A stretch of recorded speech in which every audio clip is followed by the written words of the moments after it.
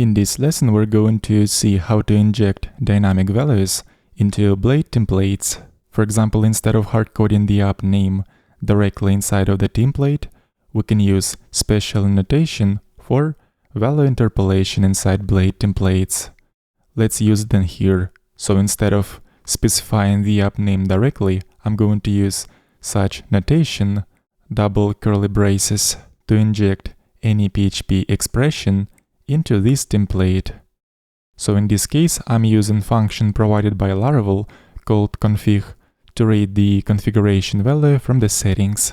And all configuration files in Laravel project are stored under config folder by default.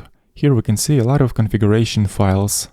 And when reading specific value from the configuration by using config helper, we are specifying it in such notation that the first word corresponds to configuration file name, and the second word, which comes after dot, corresponds to a specific option from this configuration file. And since all these configuration files return associative array with keys, this name corresponds to a particular key within configuration file. In our case, we are trying to read the key name from the app.php file, and by default this key will contain Laravel name.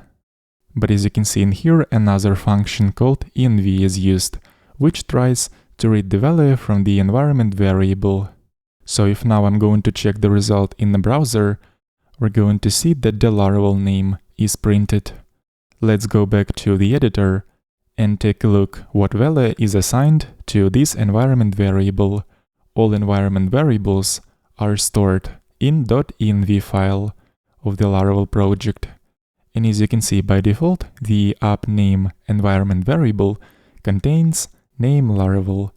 But if I'm going to change this name, let's specify the name of the application, watch. I'm going to see that this name will be printed in the browser, since we have just changed configuration value for the name configuration option. And as I said before, in between these double curly braces, we can use any PHP expression. For example, we can literally print out valid string like this. And this name will be printed, as we can see. In Blade templates, we can even use default PHP notation to print out values. For example, let's use PHP text to output this string, and the result will be the same. We don't even have to use Blade template engine, so if I'm going to rename this Blade file by removing Blade suffix, in this case, this file will be plain PHP file, and Blade template engine will not be used in this file. But since there is one Blade directive called vid, which is used to include style sheet on the page, in this case, it hasn't been executed properly because we no longer use Blade template engine. But nevertheless, that name that we have tried to print on the page, it was printed right here. And also in PHP Storm, the moment I have renamed Blade template by removing Blade suffix, PHP Storm has also renamed the name of this view inside web.php file by adding PHP extension. But of course, it is much easier to use Blade template engine because it is more concise and it gives us lots of different features.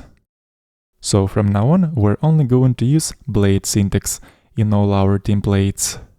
I'm going to rename this file back to index.blade.php, and now we're going to use the same config function to print out the name of the application inside title tag in here. There is also another environment variable called app URL, and here we have to specify proper path to the root of our application.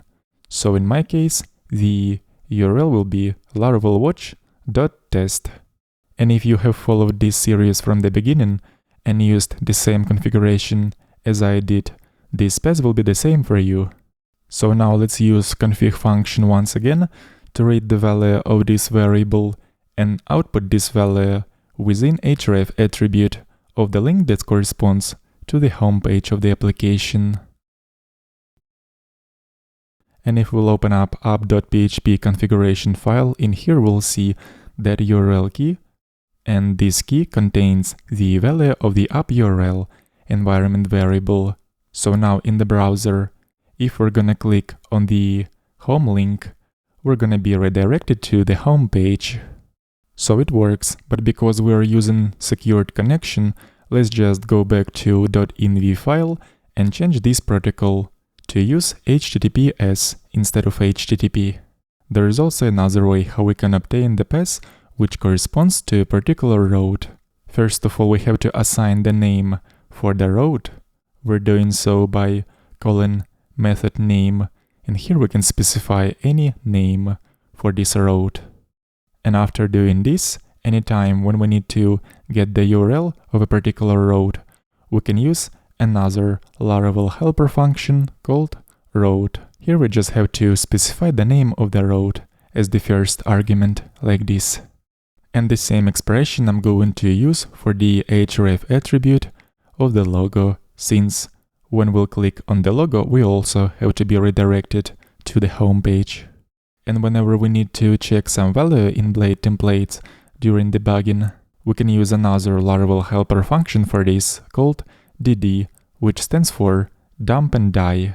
And what this helper does is it basically prints out that value that we are passing in this helper and stops script execution, so that everything that comes after this function call will not be executed. And if we'll refresh the page in the browser right now, we're going to see that that helper has printed the word that we have passed into it. And this way we can print more complex expression. For example, we can print the result of the route function called with an index route name. Here we're seeing the path of the route with the name index. Or if we want to know which value is stored under some specific configuration option, we can also print out the value of each configuration option in this way. We will keep working on the homepage template in the next lesson.